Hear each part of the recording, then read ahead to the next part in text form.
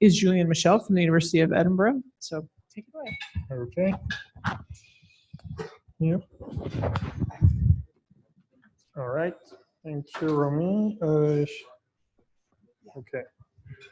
Well, thanks for giving me the opportunity to be here today in San Diego to speak a bit about what we've been doing in the software ecosystem space. So I'm going to speak about a project that has been developed by CCP BioSim for the last couple of years. Like for those of you who don't know about CCP BioSim, I'll cover that in a few slides. But so the project is called BioSimSpace. The other way around. So let me frame a bit the problem and the context and why we think we need to revisit the way we do our day-to-day work.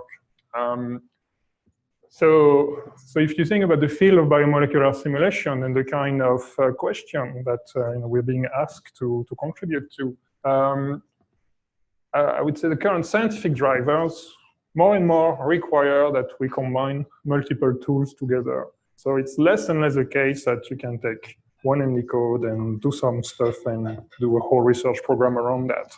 And if you think about big complex problems, something like computer-aided drug design, for instance, what you really need to do is some computational engine that's starting from some simple input, produce your drug candidate. That clearly requires an interplay between many different types of computational approach. In structural biology, the trend is more and more that we're looking at big multi-subunits, complicated things using cryo-EM and the like, and we just can't do everything with an X-ray structure anymore. So we have inputs from all sorts of these different techniques, and somehow they have to come together. And simulation here have an opportunity to contribute to this. So what's the problem really? Why we're not already doing that all the time easily? I would say, in general, it's fair to say that the tools that we have developed historically in our community lack interoperability. So depending on how you get in the field, historically, you might end up in a group that likes Ember a lot, and you learn to use Ember and all the Ember-related application, and you live in your little Ember world. But maybe, a few hundred miles the universities, there's some GROMACS people, and they have a GROMACS way of doing things, and they do some very cool stuff, and so on. But it's not super straightforward to take some stuff happening here and putting it there. And then that's only within our field. But then if you really want to go and think about these big drivers, you can't just do the whole thing with simulation. You need to talk to other community. So how do we also facilitate sharing and exchanging information and data between what we do and other things, structural bioinformatics, machine learning, crystallography, chemoinformatics, all these things. And in general, within our field already, so there is a problem of making our code interoperable. But also, historically, we are still, trying to figure out how we even describe what we're doing. So I've outlined here, and that was covered in other talks already. Obviously, it's impossible to see anything on this display, but I'm sure on the webcast it works. But essentially, these are, to give you a picture, these are different submission protocols from D3R entries, describing how different methods were set up to generate particular result. Essentially, just reading this is never enough to actually reproduce the pipeline. We try and we never reproduce it. And part of the problem is that we don't even know what we should write here. When we do this experiment, we may not be really aware of key decisions we've made that actually turn out to be fundamentally important to reproduce your work. It could be some deep technical things, the way you've run your integrator, the version of the software used, maybe you run that on a particular operating system. It's hard to capture all these things. And it's actually quite a big problem because it is slowing us down tremendously, and it's limiting the impact of what we do. So A quick personal story about this.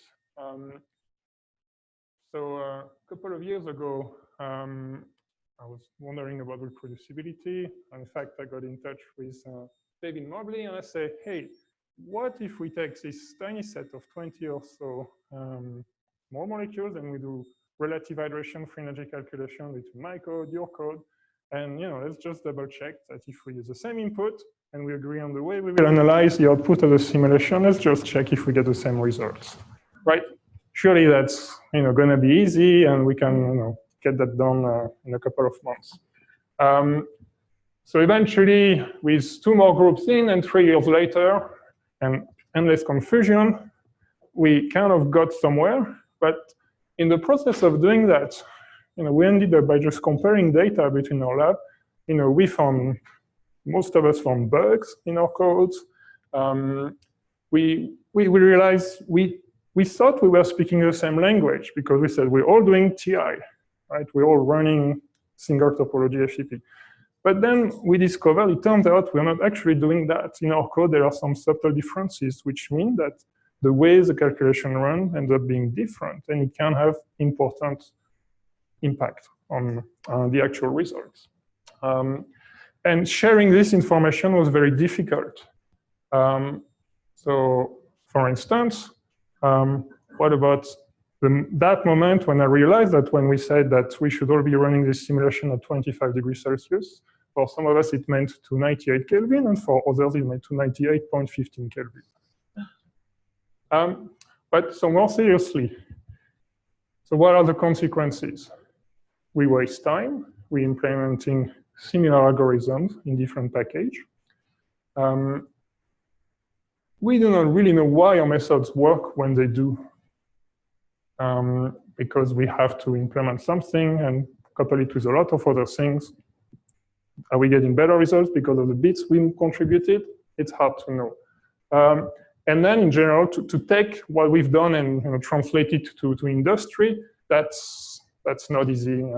Industries to invest significant efforts if they want to replicate our work and embed that into more robust R&D processes. So CCP BioSim, we're a community of academics in the UK. We're a consortium that aim to promote the field of biomolecular simulations. We organize training workshops for new grad students, postdoc, to organize workshops, to collaborate with experimentalists, teach them about simulations. And as a community, we want to improve the practice that are going on in our lab.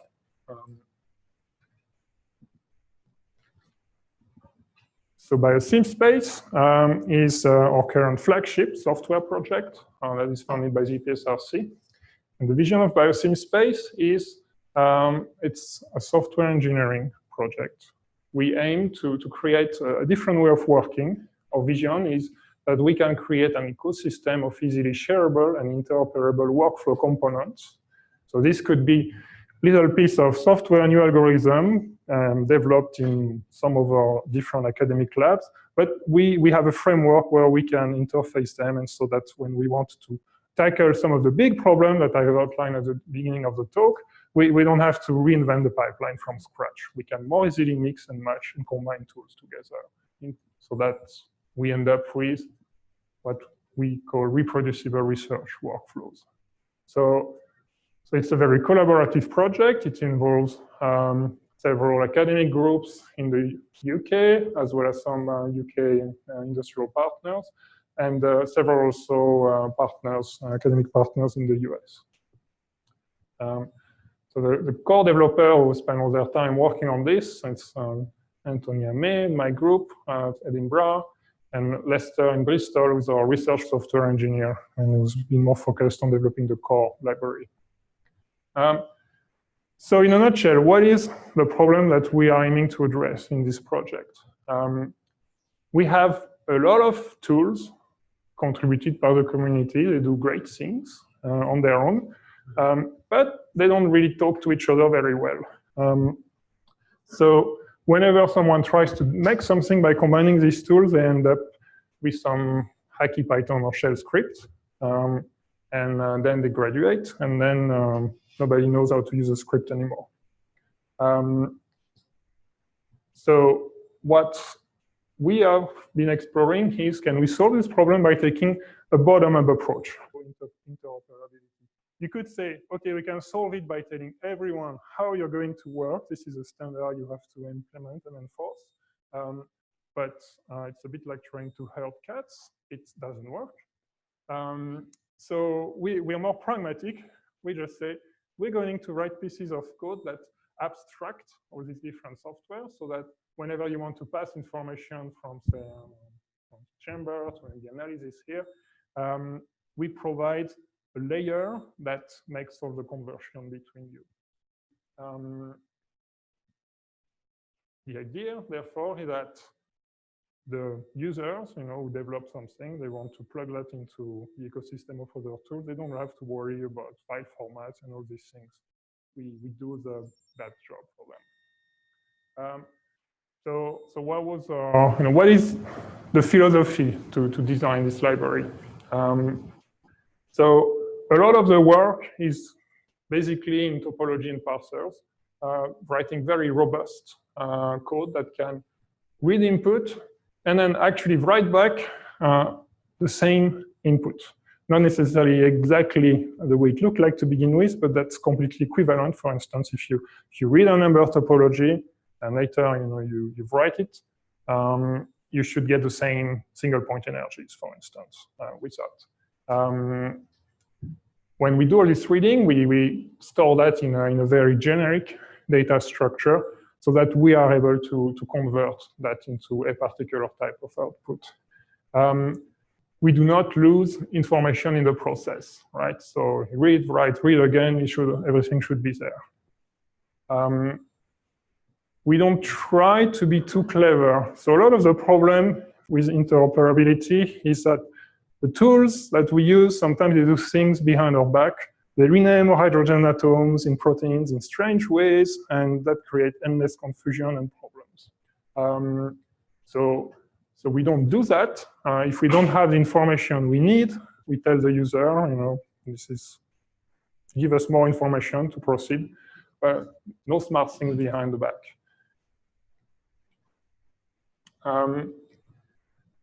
We pay attention about units because that's a problem between code otherwise. We use a very, as I said, a very generic description of the data when we load that in our software. And then when it is a time to save that, we write that into specific format that's mapped to some of our historical file formats. And it's kind of related to Tommy, to Clever. We don't assume too much. And if we think there is something missing, we ask the user to clarify. So how does BioSimSpace look in practice? What is the framework to develop with this library? We advocate to prototype functionality using Jupyter notebooks. So that would look really like your usual Python script. You could import a library, BioSimSpace. We would oftentimes, we would write something, load the input, do something on the input, save the output. So what's going on here that's different from existing scripts? So here, we use our I/O functionality to read our input, to return a system. We pass a path to that input. We don't actually specify what kind of file format it is exactly. The library is going to work out, is this one of the file formats that I know how to deal with? So the library works out, okay, it happens to be an Ember file format, that's fine, I'll use that to create our generic system. Here, okay, we create a protocol, a recipe to do something on the system. Here, we create a process by combining the system and the protocol, and here, we ask BioSimSpace to perform an MD simulation on this. Here, we just request run an MD. BioSimSpace behind the back works out what MD engine is available locally. It can work out what kind of resources are available locally. Do you have GPUs or not? And make some decision. If you have multiple MD engine, use the one that's is assumed to give the best performance with the default settings. And then we carry out the simulation. But in this particular case, it happens to be energy minimization. So when the process is over, we get back to our minimized system. And then we just save the output. We just request here to save it in the same file format that was used in the original input. Okay, so the same script could be used to load an Ember input or a GROMACS input. You could load your GROMACS input, run the simulation in Ember, for instance. That's all transparent at this stage. Okay, so that's the first step. You prototype your script to implement the functionality you want to use.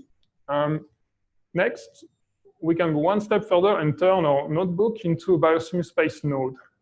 So BioSimSpace node, what do we do exactly? Well, so we had a bit more code. So that's our original script that does energy minimization and save the output. Now we had a little bit of boilerplate code using our gateway module, which is basically a way of registering what sorts of input are coming into this script, what are the default settings, and at the very end, what sort of output will come out of the script, and whether that script completed without error. Okay, so when we have that, then we have a very specified input and output for that node. It becomes a unit that does some minimization in that case. Now, these BioSimSpace nodes are portable across different execution environments. So you prototype your node. Let's say you're doing it in Jupyter. If you execute that node from Jupyter, when it comes to reading your input, a little user interface will pop up to ask you to upload the particular topology that you want to use for your minimization. But if you don't want to use this interactively via Jupyter, you can export the notebook as a Python script and then run the same script from the command line. You can also import the node within another Python script. So you can start to build workflow in Python by chaining the different BioSimSpace nodes. We also have a kind of beta version where we can execute the node in a 9 via a Python extension. That's a little bit rough yet, but we're getting there. So why is also an advantage of working that way? Is what we have now is the entire process, or the way we run the simulation, that is fully captured by the script. So if we define, for instance, our minimization protocol and run our minimization on the system, we can also query, okay, how exactly are we doing the minimization? If you don't specify anything, by default, we have a protocol. And we try to capture, by default, the best practice for doing that minimization. But if you actually, if you know what you're doing, maybe you're an expert in these things, you don't like this particular way of doing the minimization, and you understand the underlying of the particular engine that is running the minimization in the script, you can go there and override all these settings, of course. So BioSimSpace, it's an open development project. We've got a Git page. We can follow what we're doing over there. Post issue, that's the usual open source approach. You can look at that on the website. We've got a read-the-doc website. We also have a Jupyter Hub server that we use to run some scripts and demos, and that's hosted with Oracle Cloud. So just to make it a bit more concrete, this is now where I'm going to try to run this demo.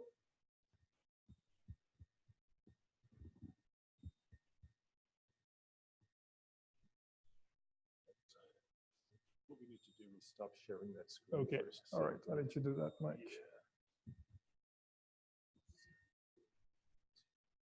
Yeah, right. So we'll capture that and then you can. Okay.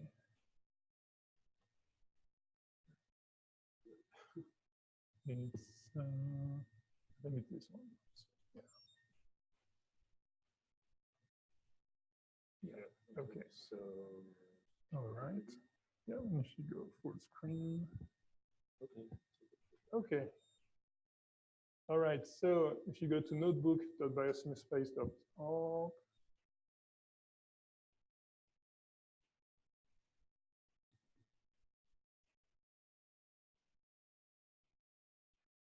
so I'm going to show you how within that framework we can set up an hydration free energy calculation. We won't actually run the simulation because you may not have the patience, but that should give you a feeling of the approach. So we import the library. In this case, we're doing a single topology hydration free energy calculation between E sign and ethanol. So we load our input file here. Here, to save on time, we've already parameterized the system. So the input we load has already all the force field parameters. The next step is to decide how we're going to map atoms between the two molecules to implement our FEP calculation. So we use an alignment tool to match atoms. It's based on the maximum common substructure calculation. You can query and see exactly what particular atom in your input been mapped between molecule 1 and molecule 2.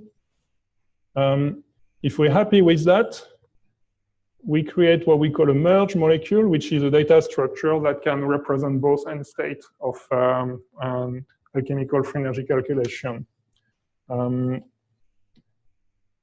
We can spend time looking further at this merge molecule, and we can see that it contains effectively both representations. So we have everything we need to implement in a code, for instance, a single topology or dual topology input. It really depends on what particular execution engine we will choose later. We've got some visualization capabilities. If you do this interactively, you can take a look, verify this is your end state at lambda 0, molecule of ethane. Oh, this is our molecule of methanol and dummy atoms.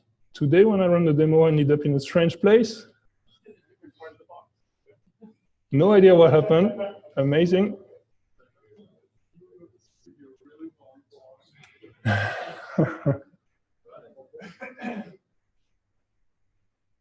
All right, so if we're happy with the mapping, and today I'm not sure I would have been, solve the box.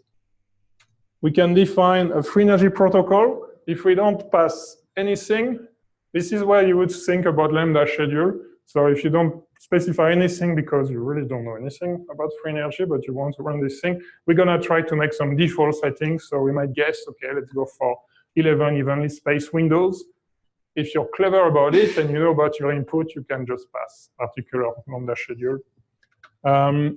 Okay, at this stage, we decide, okay, we want to create no solvation free energy calculation.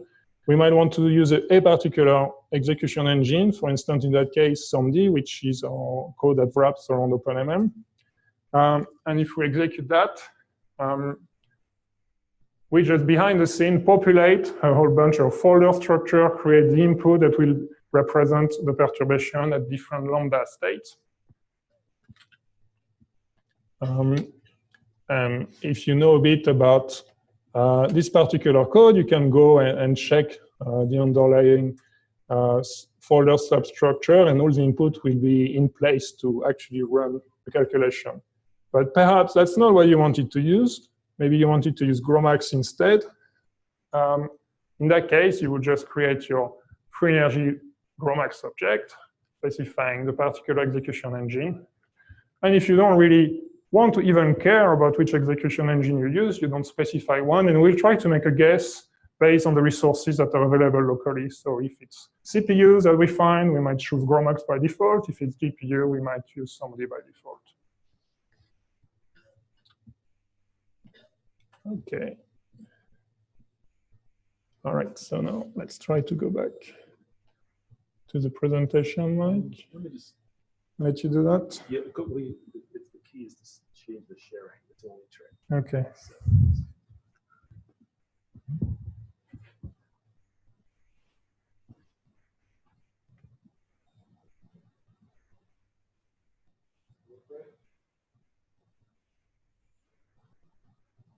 All right. Okay. Thank you, Mike. Okay. So So what can we do now with that framework? Well, we can start to think about how we build very modular pipelines.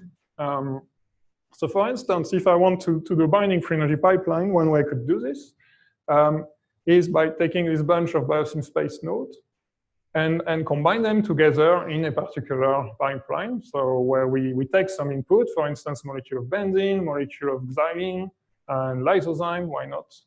We parameterize them, then we combine the protein with either of the ligand, we solvate them, we run some equilibration, we prepare our input for an FEP calculation, we run the calculation, we analyze the simulation. And now we have behind the scene that ecosystem of application that can provide this functionality. So you could specify or auto-detect based on the local resources, one way to implement this pipeline. So for instance, you might use anti-chamber and GAF for your ligand, LEAP to parameterize your protein, and then solvate with GROMACS, for instance. Run your equilibration with Amber if you happen to have a GPU here. When we do our FEP matching, we use some functionality in RDKit for the maximum common substructure calculation, the simulation, and again analysis with PyMBar. And now what happens is, if you don't want to do that, maybe you just want to change the simulation engine, suddenly to GROMACS, well, you just need to change one keyword here, and we pick up one other application. Everything else stays the same in the pipeline. If you want to change the free energy analysis, that's okay. Maybe you don't want MBAR, you want TI. Well, then we can fall back to analyze free energy, for instance, which is one tool that we use that provides this functionality. Maybe you want to change the way you set up your system. Instead of using GAF, you want to use QB, which is a force field in development from one of my colleagues in Newcastle, Daniel Cole. And so then you just change that part of the pipeline. So what this means is that every time the BioSimSpace script stays the same. And you can really focus on your bit, on the bit where you're really the expert, and provide that functionality. And you don't have to worry about putting the whole pipeline from scratch. So now why this approach may really help us progress in the field. So let's take some data, for instance. So these are different benchmarks on protein TYK2. And there's a number of different studies that have been done looking at a particular congeneric series. So this was taken from the Schrödinger-Jax FEP Plus data set. This is a recent study where this data set was processed using Amber 18. Recently, we've processed that with Sandy in collaboration with Cresset. And so we get different number here. But if you try to dig in these results, what have we learned, really? In all these different implementations, we have different pipelines, different ways of preparing the input, different FEP network, different force field, different simulation engine, free energy estimator, different ways of doing statistical analysis. So the error bar look bigger here, but maybe they've used a different way of estimating that. Here there are no error bars, so we don't really know how to compare this. So it turned out seemingly we've used the same force field between this study and that one, and we get pretty different results, right? But we're not really sure why, actually. Did we prepare the input file differently? Is it because we use MBAR instead of TI? Where do you start? So what have we learned? So now, if you do this within a framework of BioSimSpace, so it could be something like, this is our system, our merge molecule, we solvate it, we define our free energy protocol, maybe some gas and engine. We say, let's define our binding free energy simulation, let's run it, let's analyze it. So, half a dozen lines of Python. Cheating a bit, there's a few more lines before, but it's not that much longer. If you don't want to do that, just change Sandy by GROMACS and repeat the pipeline. And now we get results where the only thing we really change is the execution engine. So we can look at whether the delta G in one code correlate with those in the other code. What difference we see here, does it matter when we look at comparison with experiment? So now, when we do this analysis here, we can start to say more about what's going on. Because this was the same pipeline, we've only changed the execution engine. It seems it gave us about half a kcal per mole in reproducibility between the different code at the level of the delta G's with a particular protocol we use. That doesn't make a huge difference in terms of predictive power between for that particular data set. So if your goal is to get better number, probably you need to focus on other aspects of the pipeline, maybe the force field or the way you prepare the input. Okay, wrapping up. So just briefly mentioning, we don't just do, BioSimSpace is meant to cover other use cases. It's not just FEP, we started there, but now we're also doing metadynamics. Gradually other things as we respond to what the community wants to do with that. And so what's really the future for this project? Well, we are still working on ways of capturing best practice and distributing our scripts to make them truly reproducible. And then we have a tool that we're going to use to benchmark free energy methods with fully automated pipelines. So we need to work a bit more on that to really fully automate processing of an entire network. And from then, use that as a base to look at more advanced FEP workflows. What we tend to do in the field is currently pretty static workflow. You set something up, you run the data set, you analyze it. But you can start to think about more advanced things if you put some loop between analysis or simulation or analysis and setup, which can be complex on the software side, but we hope BioSimSpace is a good foundation for trying things in this space.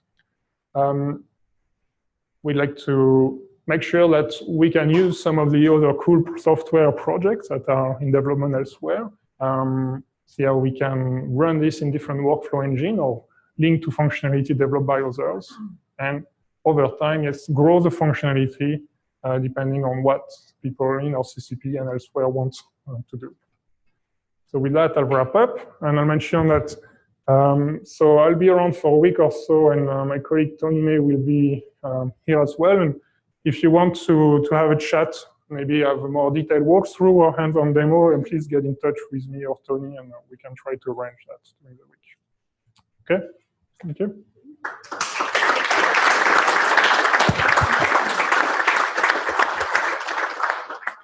We have time for one question. So Schweig with the fast hand, just maybe come up here and get your question. Mike, thanks. Thank you for the talk. My question is, you mentioned you collaborate with a commercialized company, like in Europe. So what's the difference between like the open source ones versus the commercialized ones? In other like phase, like what they add to charge you? I mean, see what I mean? I mean, it's got nothing to do with a commercial partner. It's developed, it's funded by DPSRC, and it's developed for a community of academics. Now, the library itself may end up being used by commercial partners as part of their own stuff, but for us, that's not, really the point.